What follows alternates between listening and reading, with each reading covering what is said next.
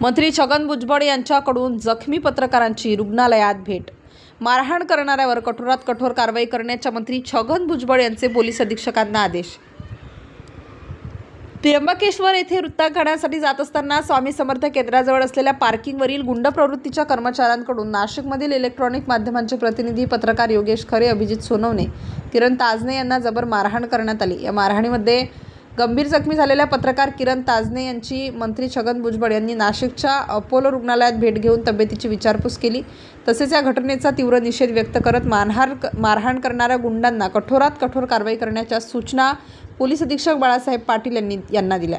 त्र्यंबकेश्वर येथे कुंभमेळ्याच्या पार्श्वभूमीवर आयोजित साधू महंतांच्या बैठकीचे वार्तांकन करण्यासाठी नाशिक येथून पत्रकार बांधव त्र्यंबकेश्वर येथे गेले असता स्वामी समर्थ केंद्राजवळ असलेल्या पार्किंगवरील गुंड प्रवृत्तीच्या कर्मचाऱ्यांकडून त्यांना अडवण्यात आले। पत्रकार बांधवांनी आपली ओळख देऊन बैठकीचे वार्तांकन करण्यासाठी जात असल्याची माहिती दिली। यावेळी तेथील गुन्हेगारी प्रवृत्तीच्या कर्मचाऱ्यांनी पत्रकारांना शिवीगाळ करत धमकी दिली। त्यानंतर पत्रकार गाडीच्या खाली उतरवल्यावर झी वृत्तवाहिनीचे पत्रकार योगेश खरे, साम वृत्तवाहिनीचे पत्रकार अभिजित सोनवणे व पुढारी वृत्तवाहिनीचे पत्रकार किरण ताजने यांना जबर मारहाण झाली। मुंबईवरून नाशिकच्या दिशेने येत असताना मंत्री छगन भुजबळ यांना या घटनेची माहिती मिळताच त्यांनी तात्काळ नाशिक ग्रामीण पोलीस अधीक्षक बाळासाहेब पाटील व जिल्हाधिकारी जलद शर्मा यांना दूरध्वनीद्वारे संपर्क करत या प्रकरणाची चौकशी करून आरोपींवर कठोरात कठोर कारवाई करण्याचे आदेश दिले। त्यानंतर संबंधित पत्रकारांना तातडीने नाशिकच्या अपोलो रुग्णालयात उपचार करण्यासाठी हलवण्यात यावे अशा सूचना दिल्या। या मारहाणीत गंभीर जखमी झालेल्या पुढारी वृत्तवाहिनी पत्रकार किरण ताजने यांना अपोलो रुग्णालय नाशिक येथे दाखल करण्यात आल्यानंतर मंत्री छगन भुजबळ यांनी रुग्णालयात जाऊन त्यांची भेट घेत तब्येतीची विचारपूस केली। यावेळी अपोलो रुग्णालयातील तज्ज्ञ डॉक्टरांशी चर्चा करून माहिती घेतली। तसेच इतर जखमी पत्रकारांना देखील रुग्णालयात तात्काळ हलवण्यात येऊन त्यांची वैद्यकीय तपासणी करून घ्यावी अशा सूचना त्यांनी केल्या।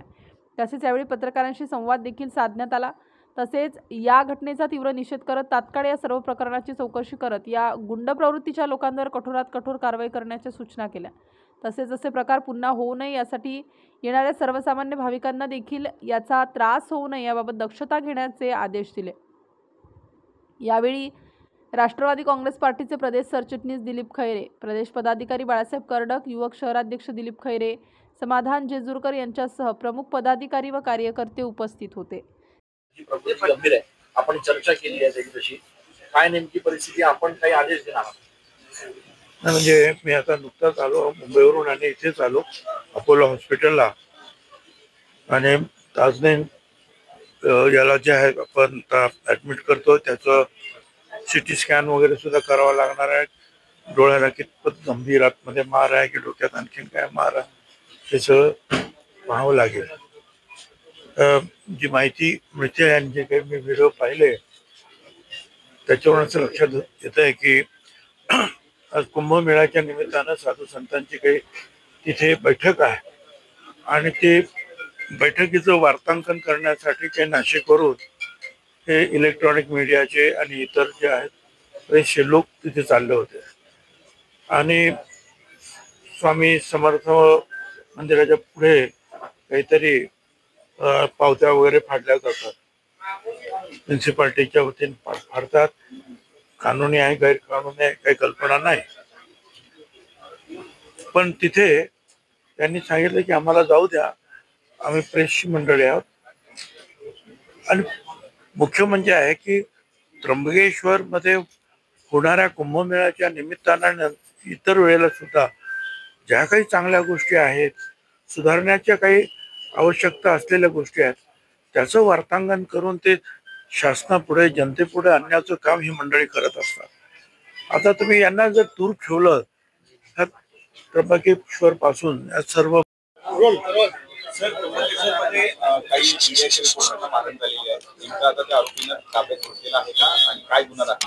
हो, सध्या गुन्हा दाखल करण्याची प्रक्रिया सुरू आहे आणि 3 आरोपींना सध्या ताब्यात घेतलेला आहे। तिघांवरही अटक करून योग्य कारवाई करण्यात येईल। सर काय माहिती घेतली का त्याची पार्किंग करत होते, अधिकृत होती अनधिकृत होती काय त्याचा? ती पार्किंग अधिकृत होती। नगरपालिकेने ते एएस मल्टी सर्व्हिसेस या कंपनीला आउटसोर्स केलं होतं आणि त्या कंपनीने जे मुलं ठेवले होते त्यांच्यासोबत आज जो वाद झाला त्यातून हे भांडणं झाले। काम करत मुलं ते गुन्हेगारी पार्श्वभूमीचे आहेत अशा पद्धतीने? हो, एक जो त्यामधला मुलगा एक आरोपी आहे गांगुर्डे म्हणून, त्याच्यावर अगोदरचा एक गुन्हा आहे अशी माहिती आता मिळते आहे त्यामध्ये मी सविस्तर तुम्हाला आता सांगू शकणार नाही, पण एक गुन्हा या अगोदर त्यापैकी एका आरोपीवर अगोदर दाखल आहे. तर पण गुन्हेगारी पार्श्वभूमीच्या लोकांना कामावर ठेवणं हे आपण त्या कंपनीला काही सांगू किंवा कंपनीला काही कारवाई केली जाईल? त्याबद्दल सविस्तर चौकशी तपास करण्यात येईल.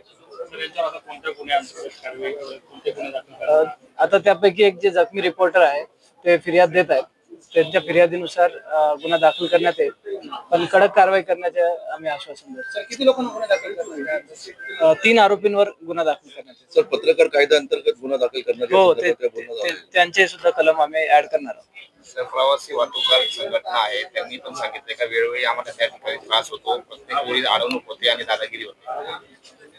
हो. स्टार न्यूजसाठी मोहसिन पठाण, नाशिक.